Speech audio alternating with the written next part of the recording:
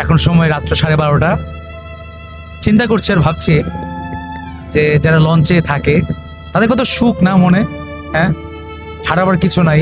আর আমরা যারা এত বড় বড় আলিশান বাসা নিয়ে থাকি, আমাদের প্রতি সেকেন্ডে আমাদের একটা চিন্তা থাকে কখন চুরি করবে, কখন কি করবে।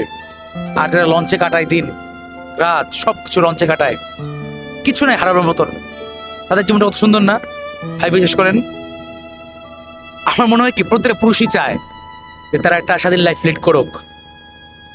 আমি যদি পারতাম, বিশ্বাস করেন, আমি লঞ্চে কাটাই দিতাম সময় আমার। তা লঞ্চটা আমার কাছে এত ভালো লাগে, লঞ্চে ছাদটা বিশেষ করে রাত্রেবেলা মনে হয় কি বাসা থেকে সব চাদর মাদর নিয়ে এসে আমি লঞ্চে দিন কাটাই দিই। এই তো হঠাৎ করে মনে পড়লো, মনটা খারাপ লাগছে অনেক বেশি যে কেন পারলাম না, কেন আমি ফকির হয়ে জন্মাই নাই, কেন আমি রাস্তায় ভিক্ষুক হয়ে জন্মাই নাই। বর্তমান যুগে মানুষদের, এই আলিশান ফ্ল্যাটের যে মানুষদের যে অবস্থা, চুরি থেকে শুরু করে ঝগড়াঝাটি, সংসারের ঝামেলা, টাকা পয়সার ঝামেলা, এগুলো থেকে আমার মনে হয় কি জানেন, লঞ্চের সময় কাটাই দিয়ে কোনো চিন্তা নাই, হারানোর কোনো চিন্তা নাই। কি হারাবে আর, আছেই শুধু বালিশ, বালিশ না থাকলে চাদর, হারানোর কিছু নাই।